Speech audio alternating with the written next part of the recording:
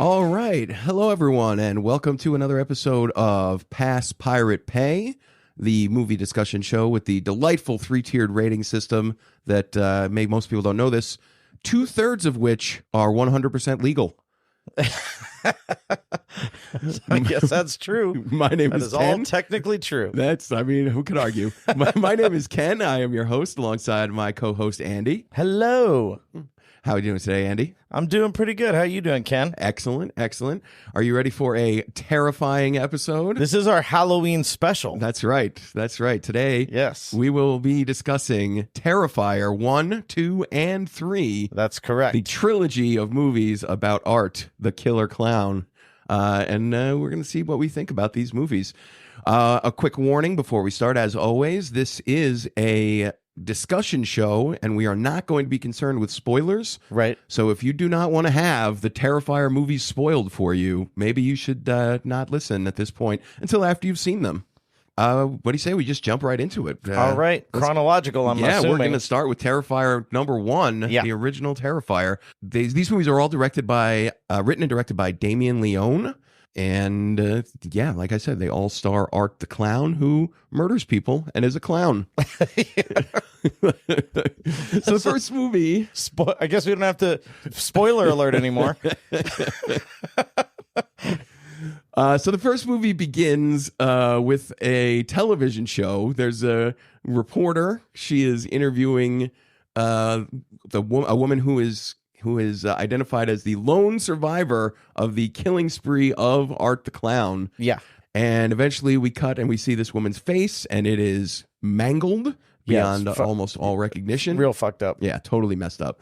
Scary too. I thought that was the scariest part of the movie. Yeah, I mean, and it sets the tone for the movie pretty well too, because it's low budget effects, practical effects, and the makeup effects on this woman look creepy as all hell. Yeah. You know. So this woman is interviewed, and then afterwards we see the reporter in her dressing room talking on the phone and making fun of this woman's disfigured face, and then the woman comes in and basically uses her hands to smash the face of the reporter. And eat, right? Does she eat? Yeah, she is eating her also.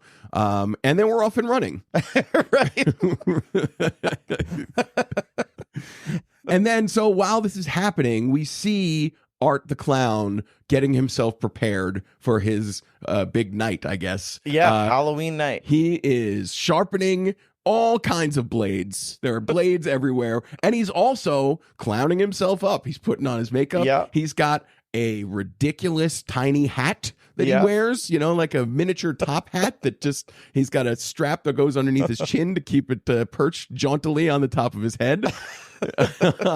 So he's ready to go out. And a black dot on the end of his nose. Black dot on the end of his nose. And where is he going to keep all these blades? Well, he can't put them on his person because his clown suit doesn't have that many pockets. So he's got a hefty bag.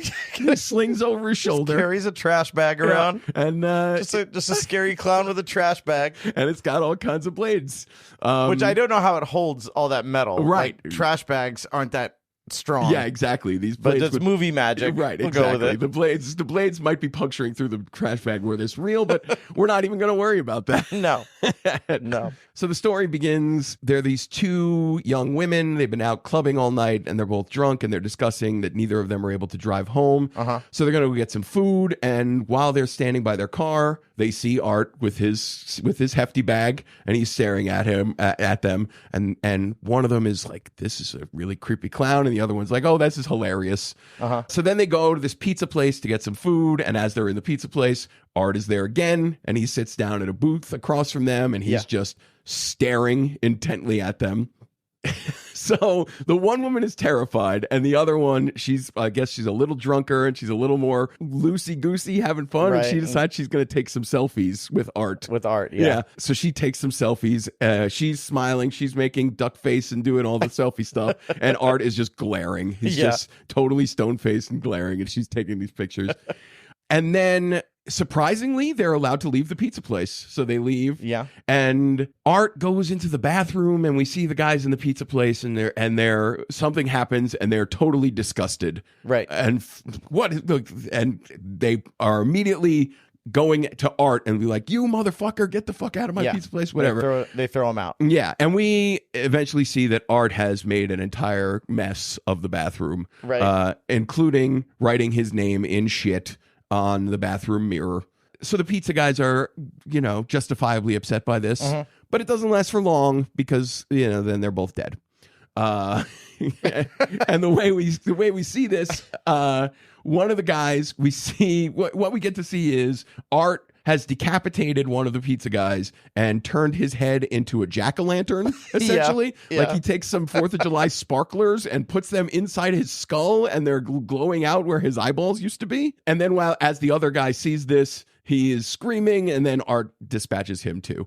And then Art goes out to go kill the 2 women.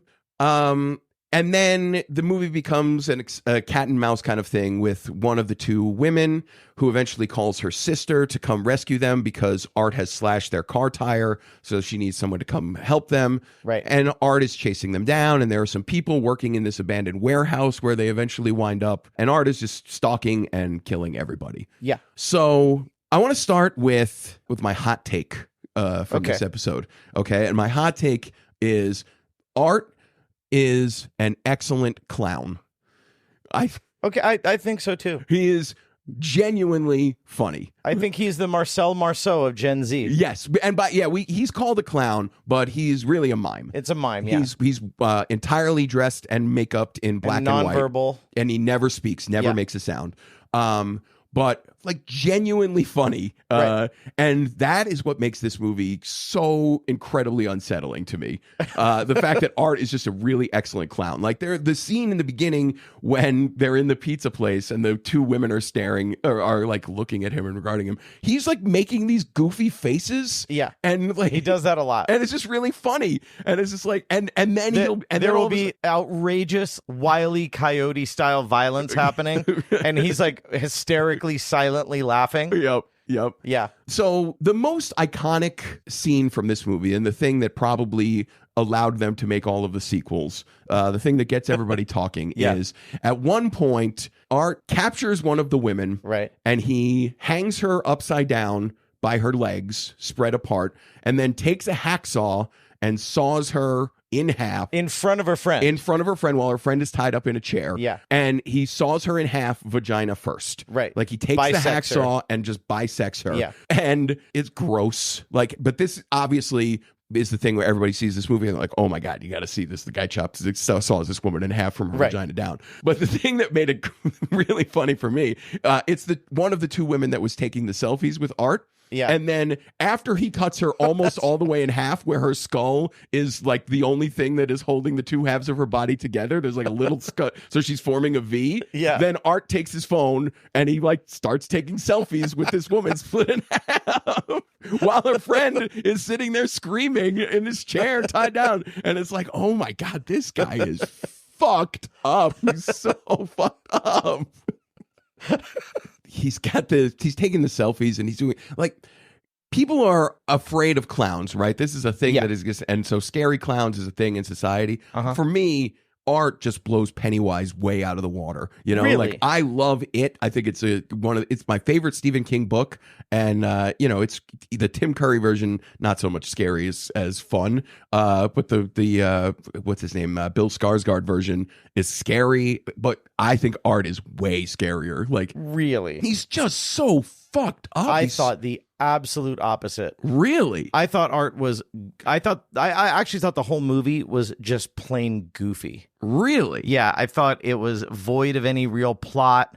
I didn't understand why Art was doing this. Wow. He's just a murderous clown. And because there was no connection to characters or Art, really, I didn't care about if anybody got killed or how they got killed. It was just a bunch of practical, goofy gore. Interesting. I thought that this movie was legitimately scary. I thought really? I did. Oh, yeah. wow. I thought like the gory stuff is not what works for me, which is generally the way I am with movies. Like this movie has a lot of gore, obviously. That's what it is. But it's also like really good at building tension.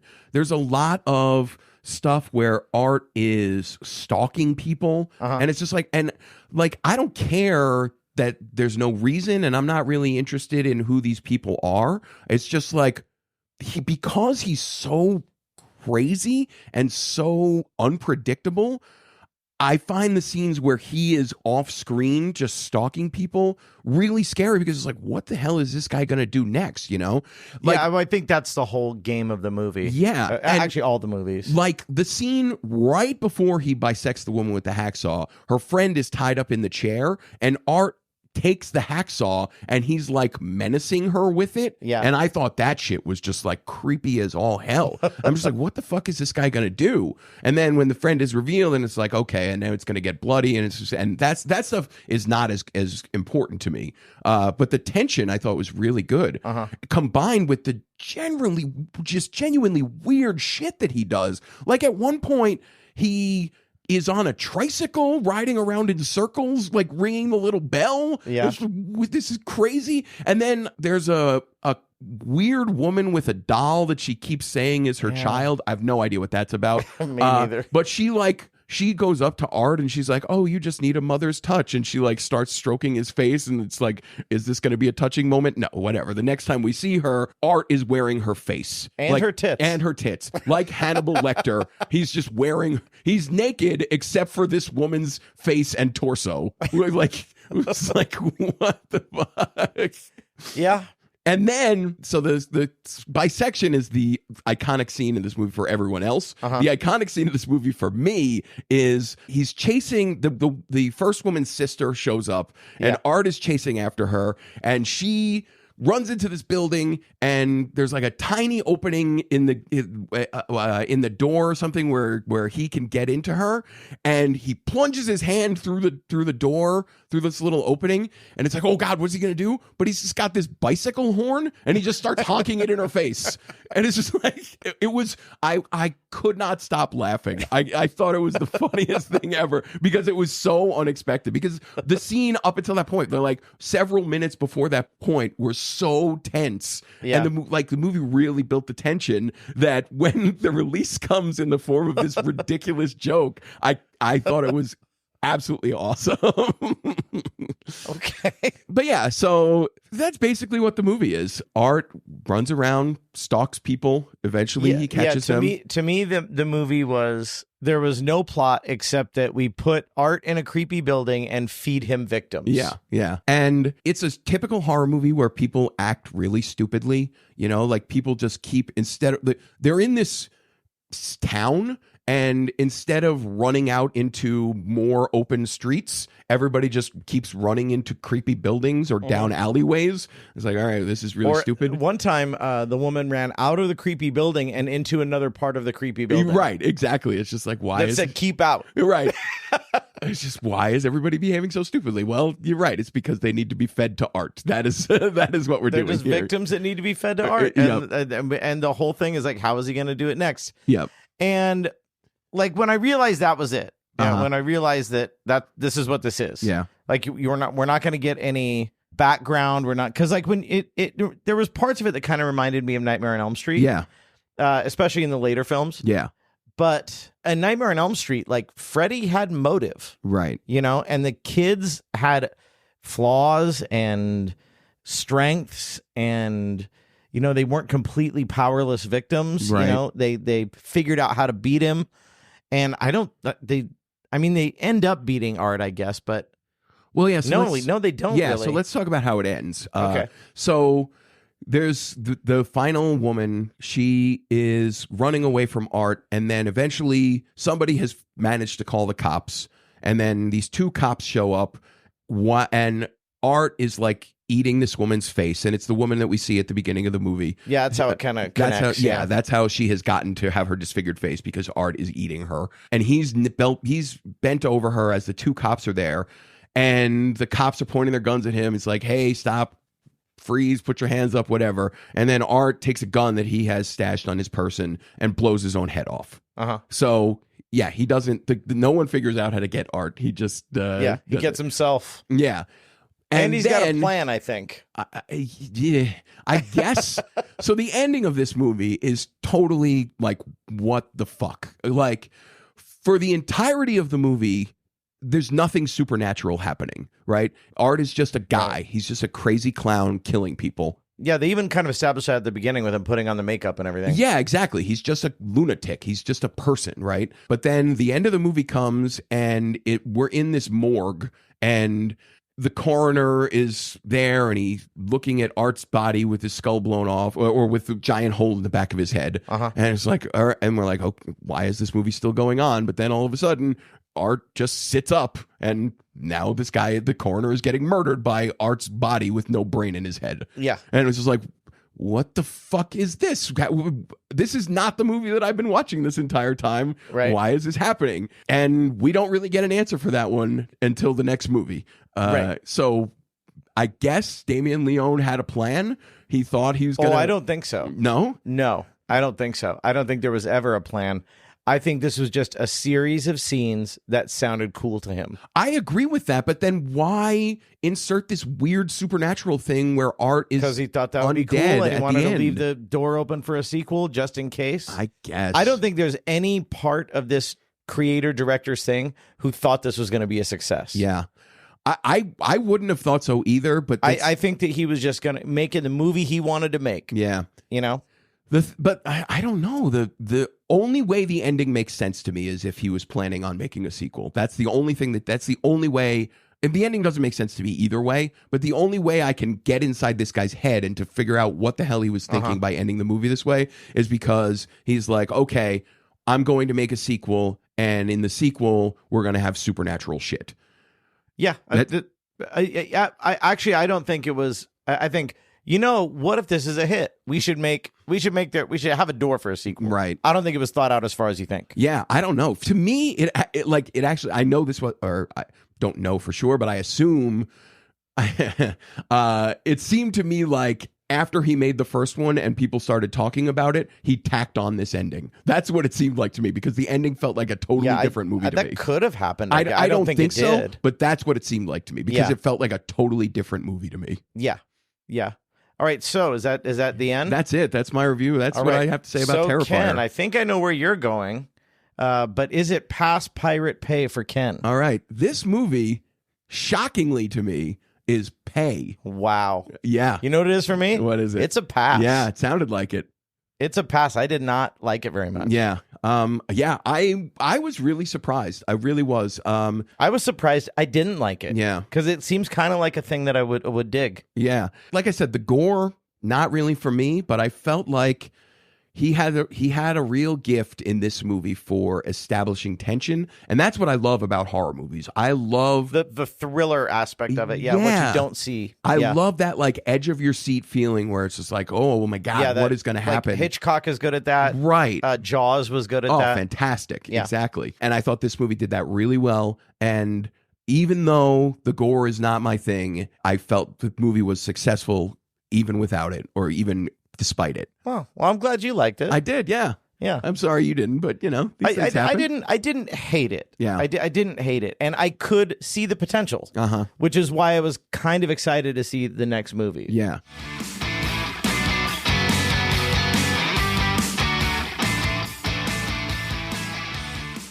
All right, Ken. So we are moving on to the next movie. Yes, let's get into Terrifier 2. Terrifier Part 2. That's right. This is the second one. And yes.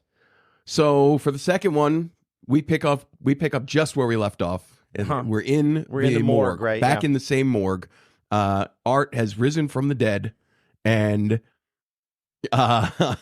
he's got no eyeball from where the bullet went through, and he's got no brain from where the bullet went out. Right. He's got a small hole in the front of his head and a big one in the back of his head. Yeah. So he's killed the coroner, and then, he needs an eyeball. So what's he going to do? Plucks out the coroner's eyeball, puts it back in his own head. Yeah. He does this a lot throughout the course of the films. He does like to incorporate body parts. There's spare parts, that he needs, right. And this guy's not going to use. Exactly. So yeah, and he's like admiring the back of his head with the hole in it, and he's just generally doing some goofy art stuff. And then he notices that his beautiful white and black clown suit is covered in blood. So he does what any normal person would do: goes and does some laundry. To the laundry. So he just goes to a laundromat, and while he's in the laundromat, he hallucinates, or maybe, I don't know, a small child, a clown, a evil clown child, an evil young girl clown. Which when I saw this, I'm like, okay, this movie is taking a cool approach to Art the Clown. He has a partner now. Yeah, and she is very creepy looking. Yeah, she's real creepy. Like even more creepy looking than he is. Yeah, I very, think so. very creepy looking. And she's always got this like gigantic smile on her face that's really unsettling looking. But at one point, like while he's interacting with this girl, the camera switches and you just see him interacting with no one, right? Which I guess is supposed to tell us that this is all inside of his brain. But like, who the fuck even knows? Like, it's very unclear. I don't really know what's going on. So he's in the laundromat interacting with this girl doing his laundry. Yeah. And at one point they're like looking at his newfound eyeball and they're like poking at it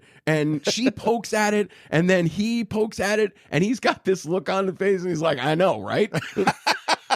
Like, this is very strange. Like this is really fucking weird, right? Like, it's weird for me too. Right, exactly. Little girl. And he's saying it all. His face is just like, I know, this is some weird shit. And there's a dude sleeping in the laundromat and he's sleeping through this entire thing. Yeah. But then Art leaves the laundromat and as he's leaving, we see that there's a broom with the handle broken off and then we find that the handle is driven through the laundromat guy's skull. You know, nobody gets out alive in Art the Clown world. He's just doing his thing. But then we switch gears and we go to this family. There's a single mother and her two kids, like older teenage daughter and a younger teenage son.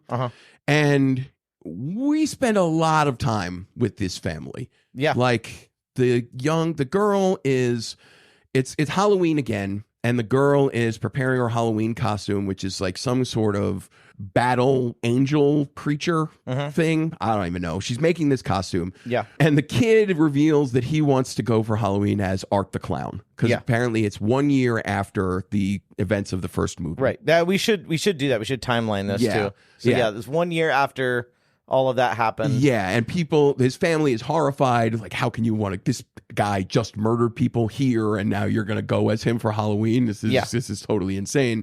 But that's how we're connected to the world of Art. We know it's the same place roughly and 1 year later. And then the girl has this dream about a children's television show called The Clown Cafe. Yeah. And they're singing this like weird song. Like, all the food is weird. Yeah. The food is funny at the right. And there's Cafe. A lot of like gross stuff with like food is covered in maggots and or glass. And there's a kid eating breakfast cereal and the breakfast cereal has glass bits in it and bugs coming out of it. And it's all just really gross. And this is a part that reminded me of Nightmare on Elm Street. Yeah, because it's a dream sequence. Yeah. And then while the dreams, like she's dreaming this thing, and then at some point in the dream, something catches fire, and then she wakes up and her Art room has like a catches little fire. flamethrower. Right, exactly. Yeah, that's right. He's torching everybody in the dream, and then she wakes up and her room is on fire. So apparently, Art is now Freddy Krueger or something. It's like it's really weird. I don't really know what is happening here, but but I did like the scene though. I thought the scene was good. Yeah, I guess. It also started giving it a little more depth to me. The movie had a little more depth. Yeah. I mean, it's like you said, what was missing from the first one, where it's character development. Yeah, we spend a lot of time with this family learning who these people are. And that's what I was going to say is I can see this guy's filmmaking and writing getting better. Yeah. You know? Wow. All right. Yeah. So you didn't see that? No. You didn't like this? I did not. I did not at all. I found this character development to be completely pointless. Oh my God. You like just the gore porn one, and you don't like the one that had the actual story development. I liked the tension building part. This one, these characters, you spend a lot of time with them, and you learn that the family has a father who went mentally ill and then died in some horrible way. And we're learning a lot about these people, but they're totally uninteresting and they're played by bad actors. The mother of this family in particular, I think, is terrible. Oh, I think everyone's a bad actor. Oh yeah, except Art. Well, everyone else is a bad actor, and that's one thing. They look and are acted like porn movies to me. Yeah. So like which the is lighting why... on them is bad. Like it looks like student film porn movie. Yeah, which is why I don't understand why we would want to get into more character development. I think at least he's trying. At least he's trying to make a legitimate movie and not just a stupid gore fest. But you're putting things onto these people that they're not equipped to handle. Like, but you don't think that when you're writing. You think I'm going to write the best story I can, and we'll work on that later. It strikes me that he took all of the wrong lessons from the first movie. Like, he has a total misunderstanding of what makes a good horror movie, where the first movie works because of, it's like Jaws, right? You can't see the shark. That's why Jaws is so effective. You never get to see the shark at the beginning, and it works incredibly well. If Steven Spielberg had had the budget that he wanted and he gets to see the shark the entire time, it probably would have been a hell of a lot less effective. So in this movie... But that was by necessity, wasn't it? Of course. And the first movie was by necessity also, because he's working on a shoestring budget.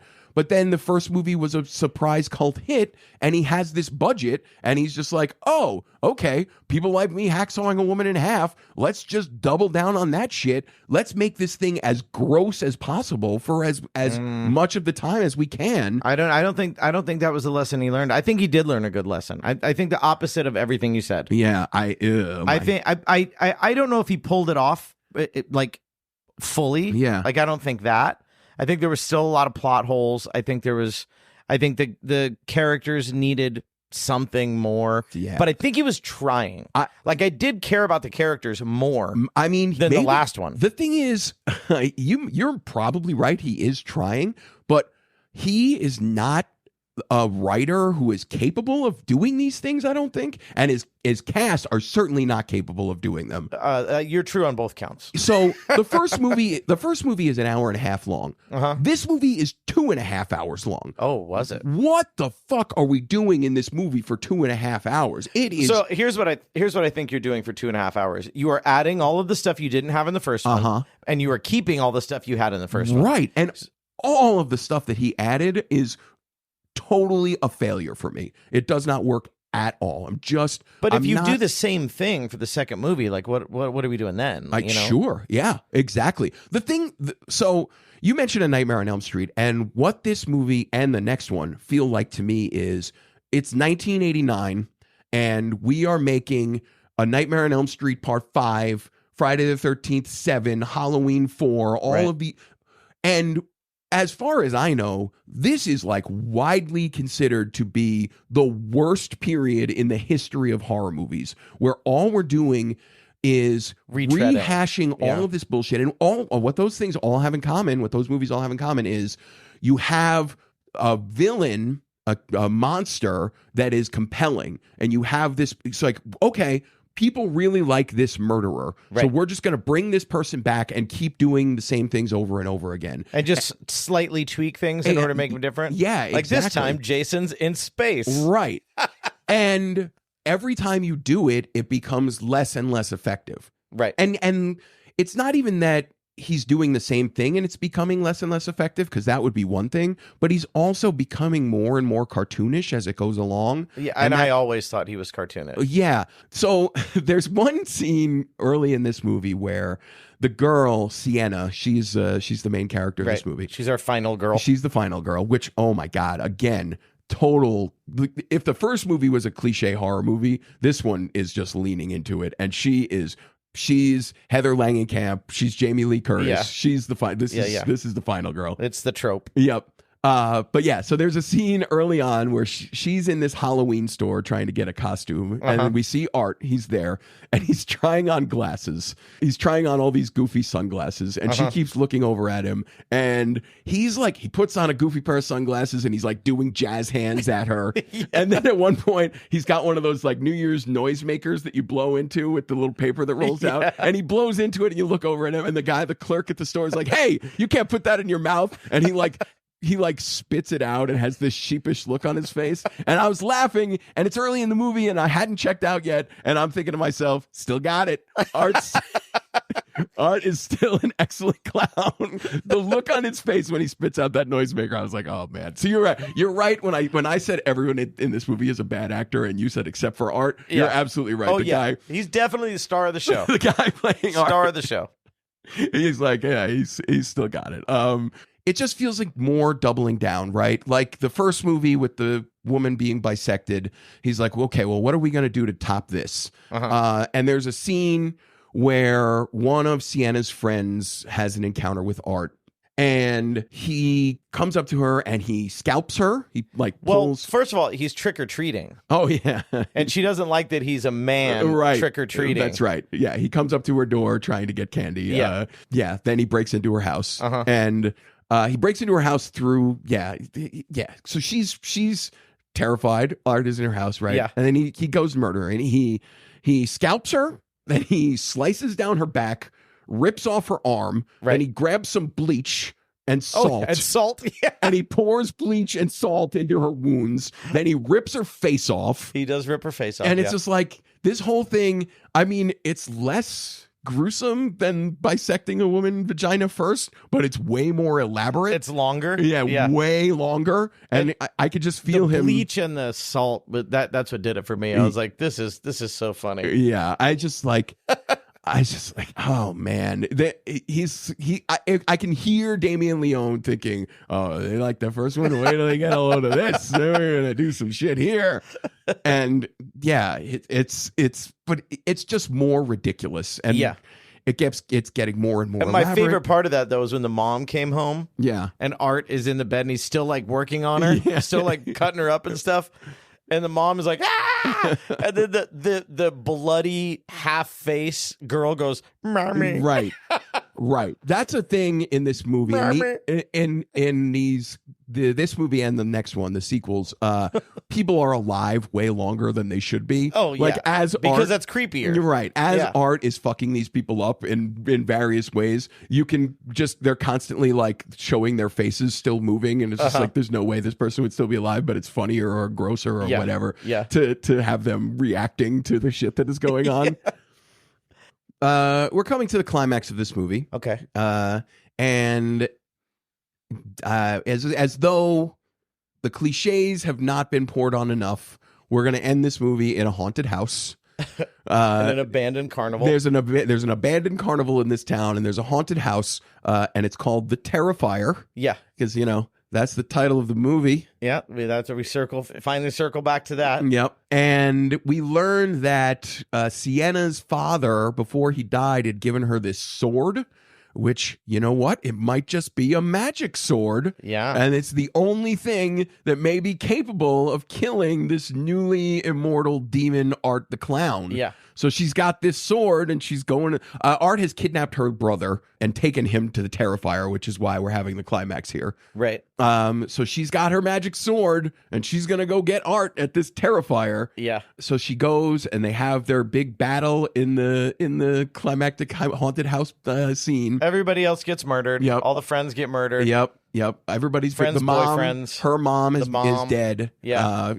Everybody is dying. At one point, one of her friend's boyfriends, who has driven them to the haunted house, so driven them to the carnival, he gets his dick ripped off. He gets his dick torn off, which is the first time we see dick gore, but not the last. Yes, that's right. More dick gore is coming.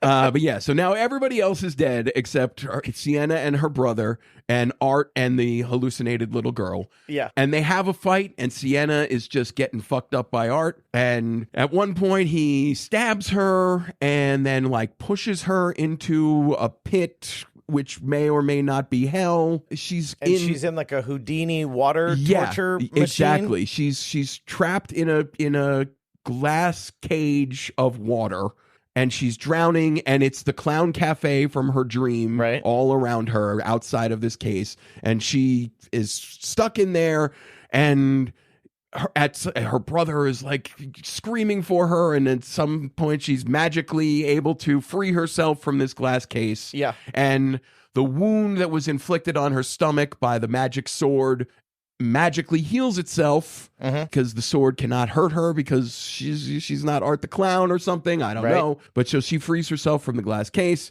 and then she goes and she rescues her brother, and she slices Art's head off, and the day is saved. Right.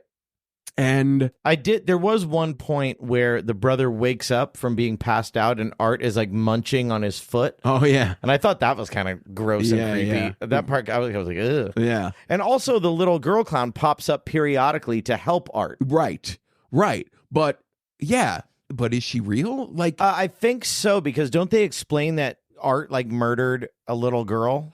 I don't know that Art murdered a little girl, but or a little girl was murdered or something. She had died at the haunted house, I think. Something like that. I don't think that it was Art that killed her, but like her death coincided with his rampage or his resurrection or something. I was really hoping to see a lot more companionship stuff between the girl and Art. I thought that would have been fun. Yeah, I mean, because they were kind of setting that up at the beginning. Yeah, like you said, the girl is like a really creepy addition to the movie. Yeah. So I just wish that more had been done with her. Yeah. But I can't even really understand what the hell she's doing in the movie, other than just providing cutaway shots to a creepy thing. She helps a little bit. Yeah. She helps throughout. Yeah. So Art is eventually decapitated. The final girl survives. The guy, her brother survives too. Her brother survives too. And we've made it. The all is well in the world, or whatever. Even though everybody else is dead. Even though their mom is dead, everything's fine. And then, so the movie can't just end because, we had to stay tuned for Terrifier 2 at the end of the first one. Yeah. And now we get a stay tuned for Terrifier 3 at the end of this one. After Art has been decapitated, we cut to a mental institution. Yes. Where the disfigured woman who is the sole survivor at the end of the last movie is confined to a padded room. Right. And the orderly at the hotel comes to check on her, and she's screaming, and she is bleeding out of her vagina profusely, and writing words all over the walls. And, and we get a scream. And I think that's where this one ends, right? We don't exactly see what happens until the beginning of the third one. Is that right? Am I remembering that right? I don't know. I'm not sure. But stay tuned, because either at the end of this movie or at the beginning of the next one, we will find out what is going on with this woman. Yeah. But yeah, so this is, once again, it's just a teaser. This one's actually post-credits. There's a post-credit scene. Did you recognize the male? Oh, I certainly did. Because he looked like a wrestler to me. Oh, that is 100% true.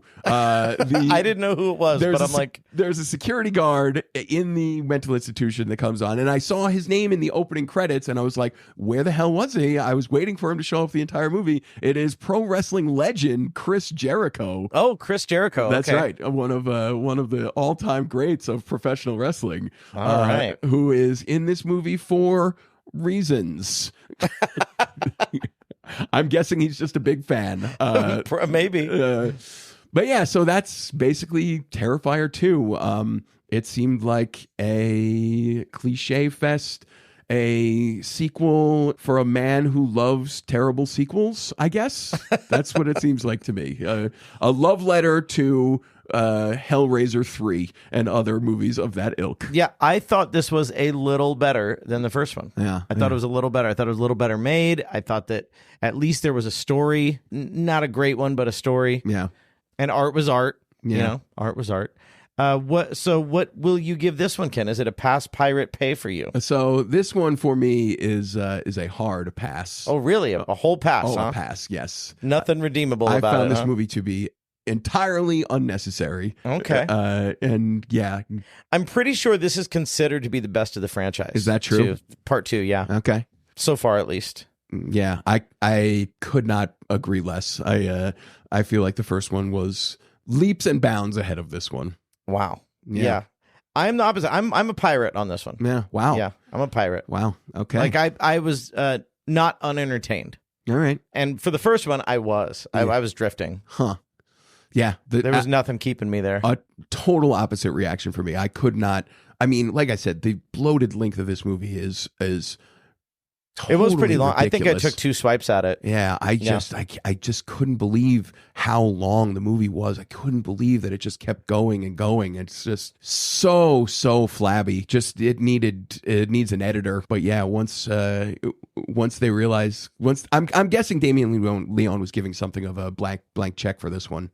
All right, so that's it. That is Terrifier 2. Terrifier 2.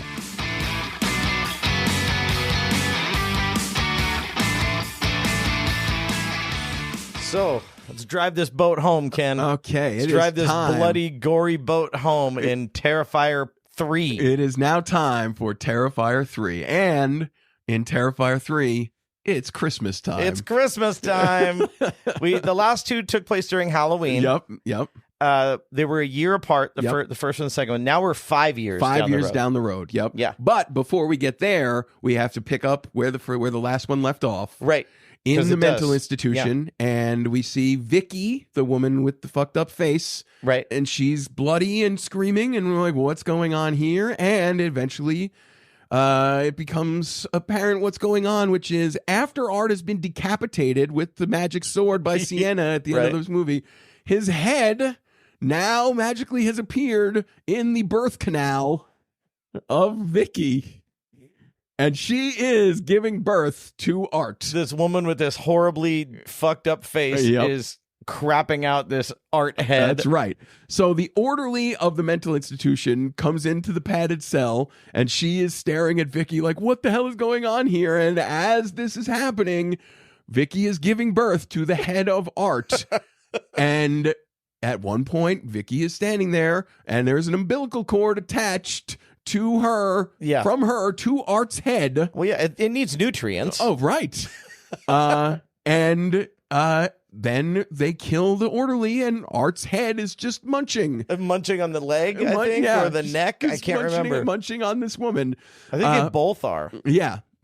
And then, yes, exactly. Yeah, Vicky and Art's head are both munching on this woman. Yeah. And because they need nutrients. Yeah. And then notified by the screams, we get security guard Chris Jericho. Chris Jericho to the rescue. He comes in, he wants to see what's going on. And Vicky, she starts like saying, he made me do it. I guess referring to Art's head. You know, help me. And he's like a little confused. I don't know if I believe this woman. She looks very freakish or whatever. And while he's pondering what's going on, she attacks him and, just obliterates his face. As Art and her are both want to do. Tears off his jaw. Yep. Just rips him apart. Yeah. And we're off to the races. And we're going again.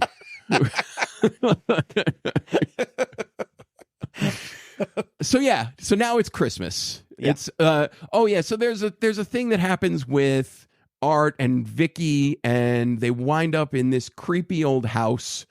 And Vicky, which I thought was funny. I thought the transition, because Art's body needed to get to the insane asylum. Right. Right. So a cop finds the body. Yes. Yep. And Art decapitates it and puts his own head, puts the cop's head on his own body. So he can get to, and it's Halloween, so everybody's giving it a pass. Right. So then so eventually Art and his head are reunited. Yeah. And they're on the subway. Yeah, and there's a guy dressed up as Art the Clown. These little scenes in between are my favorite. They really are. There's a guy on the subway dressed as Art the Clown, and he's like, man, what a great costume. You make my costume look like shit. And he's like taking pictures. Yeah, he's like, you guys are great. Yeah. You guys look really good. They're all covered in blood. Yep. So, and when they get to the creepy house, Art has a clean new outfit on. So right. They must have killed the guy on the subway. That's how Art gets a clean outfit. That's like his little running gag every movie. How he gets a new clean outfit. Yeah. So they go to this haunted house, and it's not a haunted. It's a creepy old house. Whatever. Yeah. And Vicky looks at her disfigured face in the mirror, and she's like, "No one's ever going to want to fuck me. This is terrible." Yeah. And she lays down in a bathtub and slits her wrists. And then 5 years go by. Well, and Art just sits in a rocking chair in front of a window. Yep. And 5 years go by. And the next time we see them, it's these dudes from house cleaning or moving company or something. I think it's a wrecking crew. Oh, man. Maybe they're going to they're going to demolish the house or something. And we just see they have not moved a muscle in 5 years, and there's like growth on them. And then the guys from the destruction company are summarily dispatched by a newly awakened Art and Vicky. In Art fashion. Right, exactly. But yeah, now it's Christmas time. And they really lean hard on the Christmas stuff. Oh yeah. And the first sign we get of this, there's a house and a family, and a little girl comes into her parents' bedroom, and she's like, I heard something on the roof. And the mom's like, no, there's nothing on the roof. She's like, no, I heard something on the roof. Yeah. And the mother tells this story about how it's probably Santa's elves who have come early to make sure that the house is structurally secure enough to land the reindeer on or something like that. But we know better. We know. we know what movie we paid for. Yeah, exactly. It's Art. Art is on the roof. And it's not long before Art is in the house. And the little girl is talking about leaving cookies out for Santa or for the elves or whatever. Yeah. And then the little girl is the first one to see Art. He is now dressed as Santa Claus. Yeah. Which we find out how that happened a little later. But she sees Santa Art, and she decides to go hide from him, probably out of a very reasonable fear. Yeah. Yeah. And it's not long before Art has murdered her brother and both of her parents. Yeah. In typical Art fashion. And then he does the dishes. He does. And while this is going on, he eats the cookies and does the dish. Oh, that's right. He also cookies. eats. He's dunking the cookies in the milk, and he's got a big grin on his face. He's clearly very much enjoying himself. And all the while this is happening, "O Come All Ye Faithful" is playing on the soundtrack, and it's very Christmassy. And this scene ends with Art opening up a little kitchen cabinet and seeing the little girl hidden inside there. And we're left to wonder, does Art let this little girl live, or does he kill her? Because we don't. I'm guessing she does not make it. Yeah, you never know. I mean, maybe he's the Grinch and she's Cindy Lou Who. Maybe. I don't know. Who knows? But we don't get to see it. We don't see what Art does to this little girl. No, and I actually read somewhere that this was crossing the Rubicon, fucking up kids. Oh, yeah. Yeah, like murdering children. Yeah. Because they don't usually do that in movies. Oh, right. Yeah. That's a thing that a lot of people stay away from, and this was like, nope. Yep. We're going there. Yeah. There's a Hitchcock movie from the 30s called Sabotage. And there's a scene where a little kid is given a package and it's got a bomb on it, and he gets on a bus and the bomb explodes, and everybody was completely mortified that Hitchcock would do this thing. And this movie does the same thing. Because it's an homage. Yeah, right. There's a scene where Art Claus, he's in the mall, and he comes and he's got a giant sack. I mean, the transition from Art to Santa is pretty easy, right? They both have sacks that they sling over their shoulders. I got a little Nightmare Before Christmas vibe here, where he kind of really wanted to be Santa, right? He was excited to see him in the bar. Yeah. So Art is in the mall dressed as Santa, and he comes, and the kids come and they sit on his lap. This time in his sack, instead of knives, he's got toys. Yeah. A little girl gets a doll. Like Jack Skellington, yeah. Yeah. And the kids are so happy, and the parents are like, I don't know why they're not noticing that it's Art. Right. And also the Santa suit has some blood all over it. And a beard that has been ripped off of a... Well, yeah. We'll get into that. But yeah, so one of the toys that a kid gets is a box, and it's all wrapped up, and the kid's like, oh, what's in this box? I wonder what I got. What it is. And, he's joyfully unwrapping the box, and then just as we're about to see what's inside of it, the entire mall department is exploded. Yeah. The kids are around the bomb. They're all with their presents and stuff. They all get exploded. Yep. Yeah. So Art gets his Santa suit in a kind of very much Art kind of way. This might have been my favorite scene of the movie. Yeah. So there's a bar, and there's a Santa Claus guy. The scene opens for reasons I can't really understand, with these two beautiful women like hanging on this mall Santa. Yeah.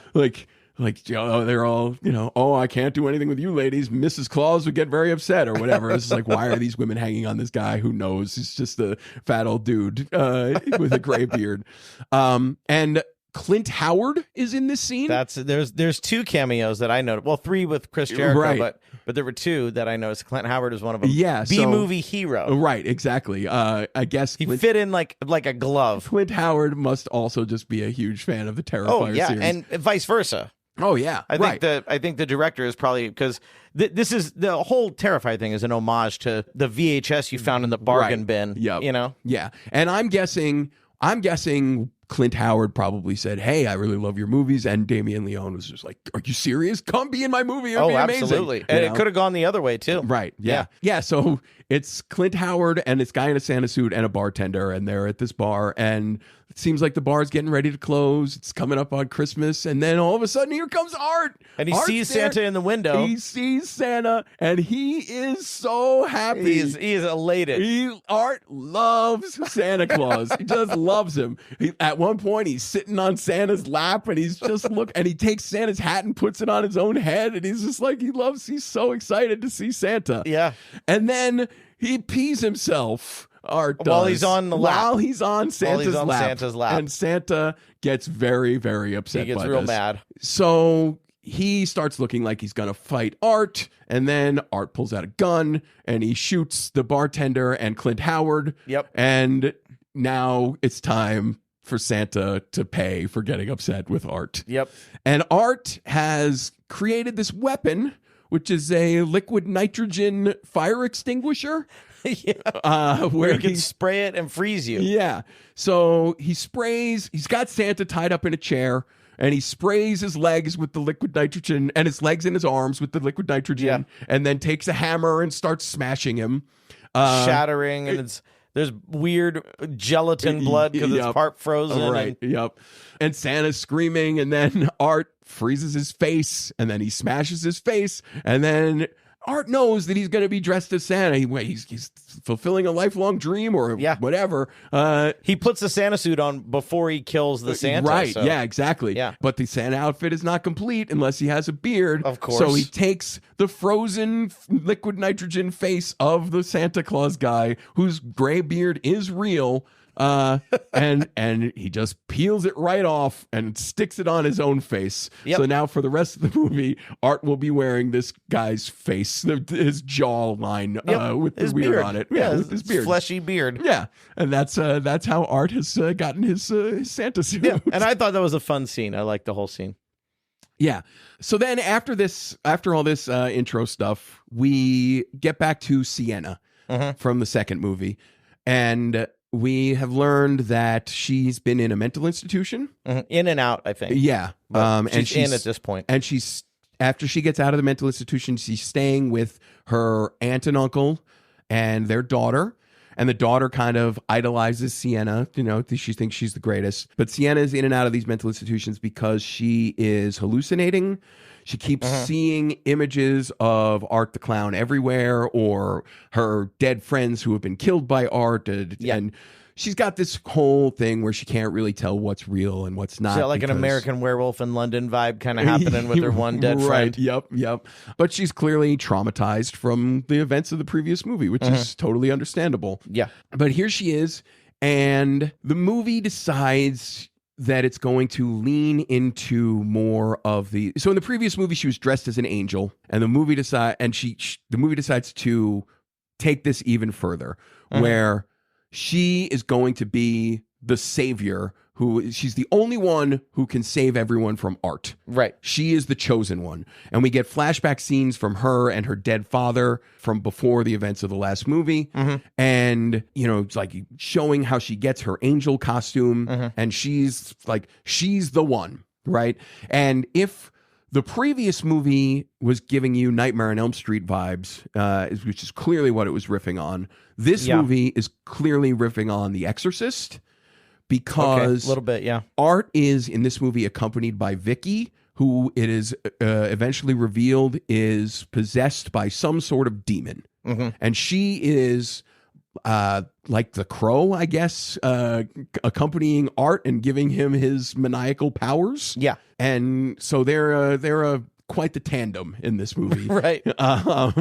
And Sienna she's the only one who could stop them. And this movie is so fucking Jesus-y. Like, did you notice that? I didn't. It is Jesus all over the place. Like, there's Christmas music all throughout the movie, right? Right, I noticed that. But it's all of the Jesus-iest of the Christmas music. It's like, "Oh Holy Night" and "Oh Come All Ye Faithful." Well, yeah, because those are the creepiest ones, I think. I don't know. If you're going to pick creepy music, it's going to be religious music. Like, yeah.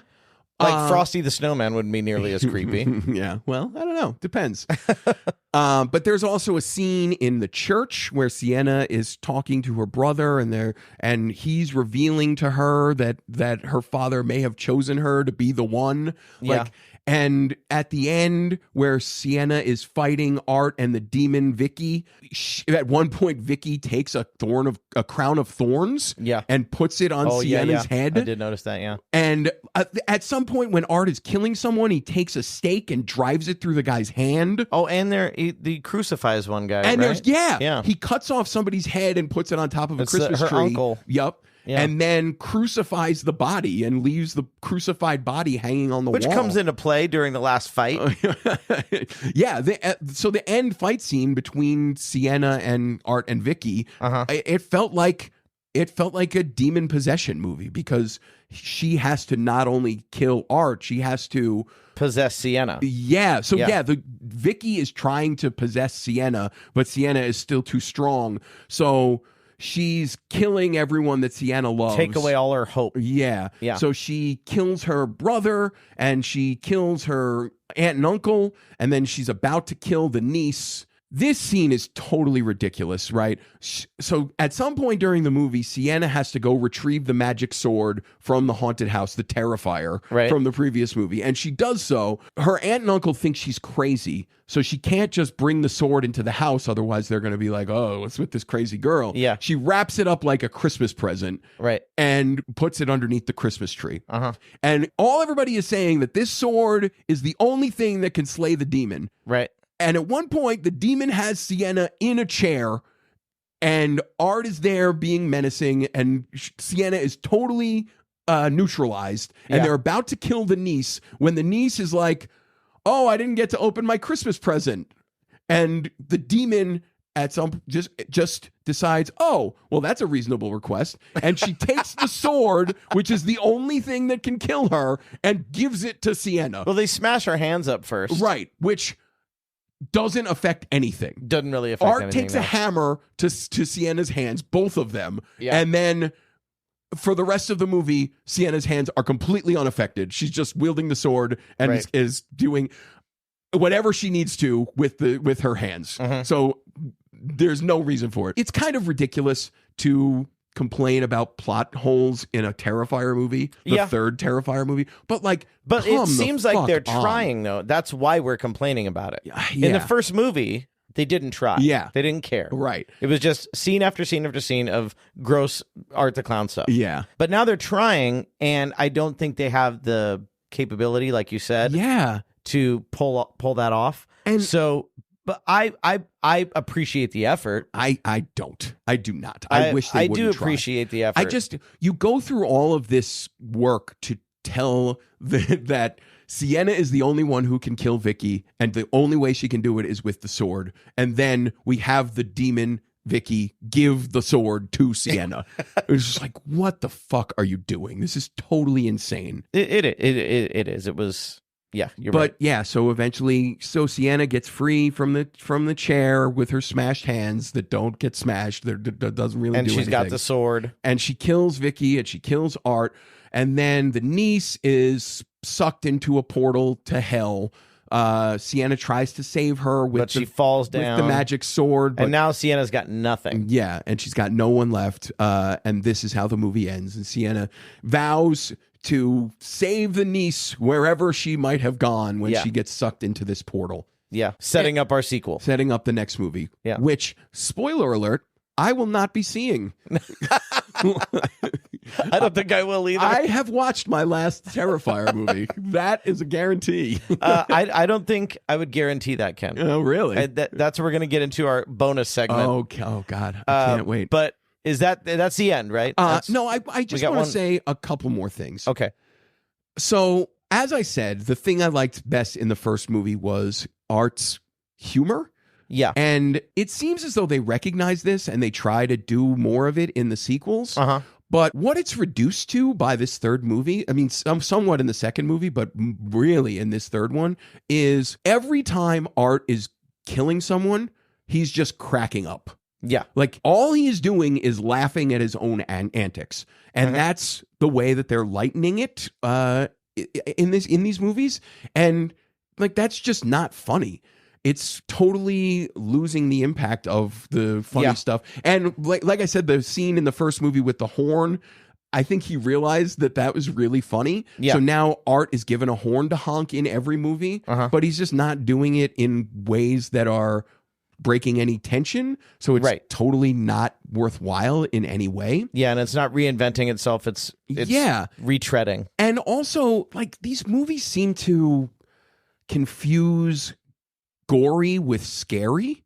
Like, this movie, neither of the sequels are scary to me at all. They're just gross. It's the same thing that happened with the Freddy movies. Yeah. Like, Freddy was scary in the first one, and that was it. Yeah. And it's just gross. It's like, it's really disgusting. And the returns are so diminishing for me, where it's just like, how many times can you watch someone's face get smashed in, or somebody's scalp get pulled away from their skull, or some intestines falling out of someone's stomach onto the floor? Like, it just keeps doing the same shit over and over again. Yeah. And it totally loses any impact it might have had.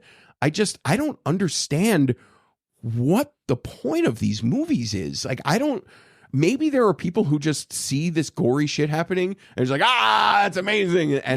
And that's just what I don't get is the incredibly high tomato scores. Yeah. Who are these critics? They're really high, and I haven't read any of the reviews. I didn't want to like taint myself or anything. Yeah. So I haven't read any of the reviews, but they are in the 70s, 80s. I'm so blown away by this. Who are these critics?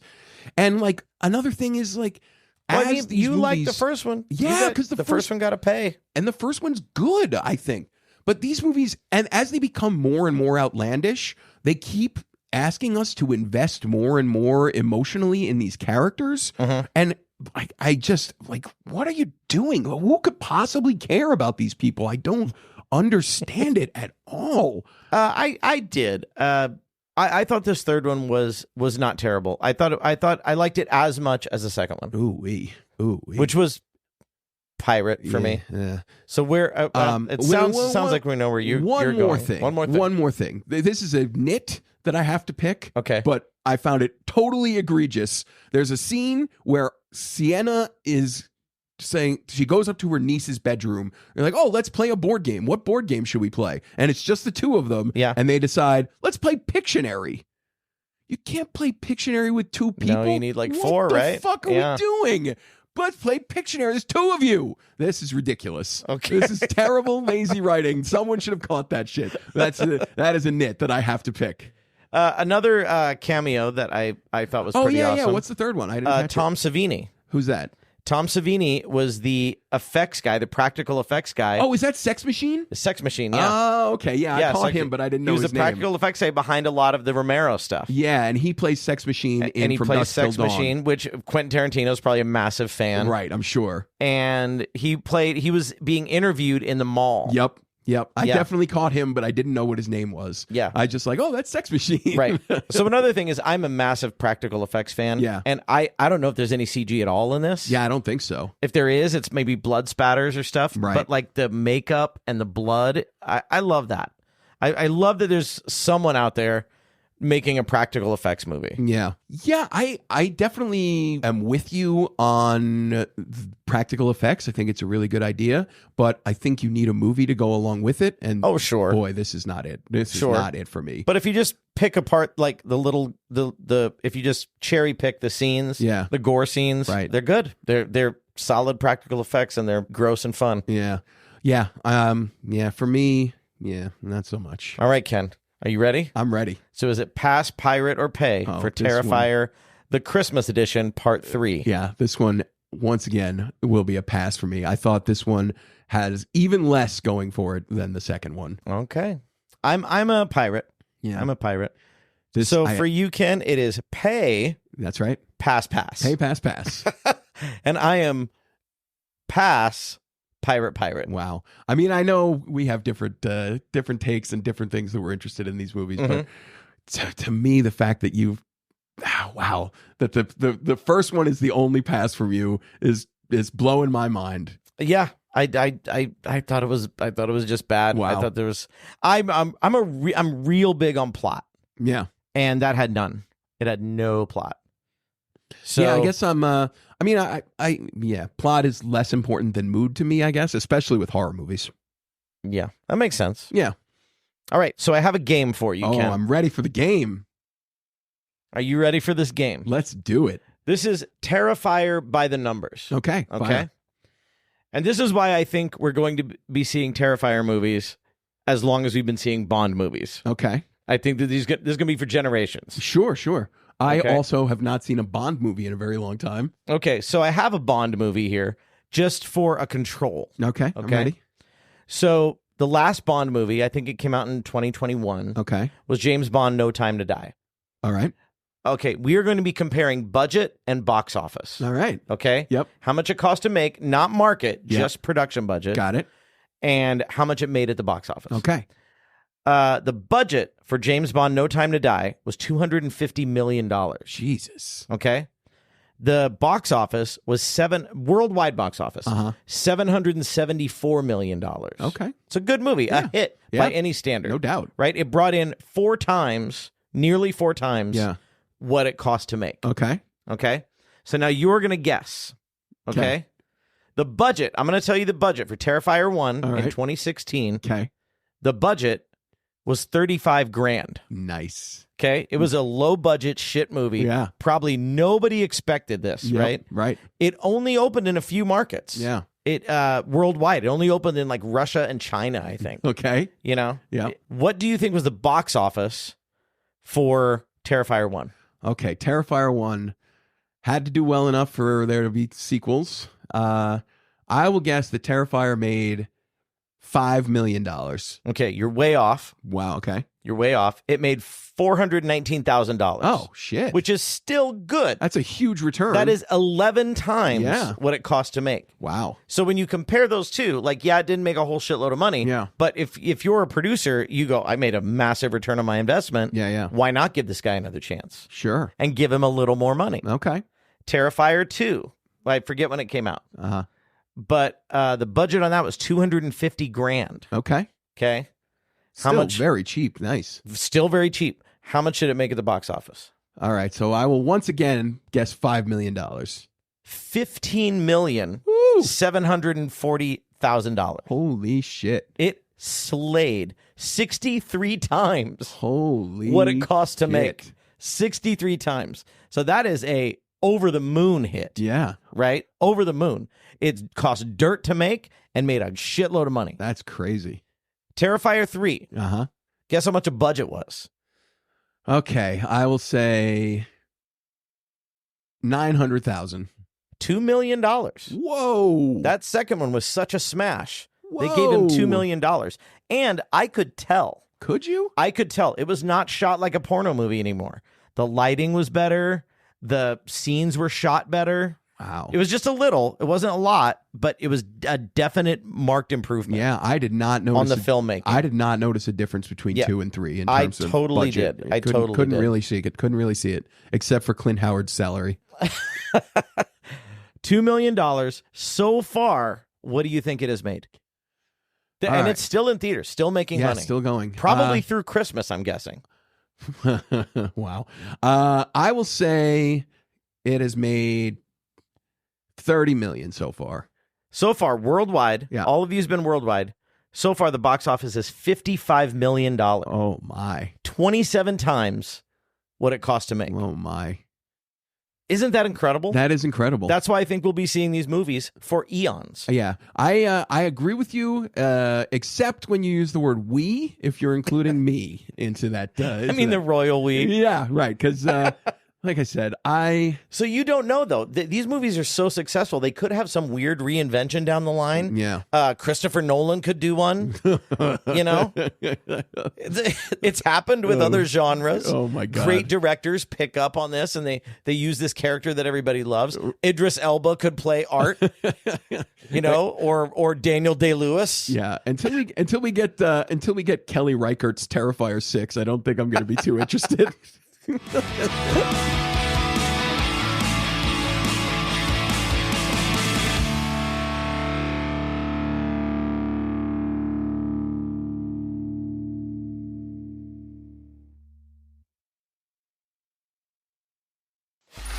Free audio post-production by alphonic.com.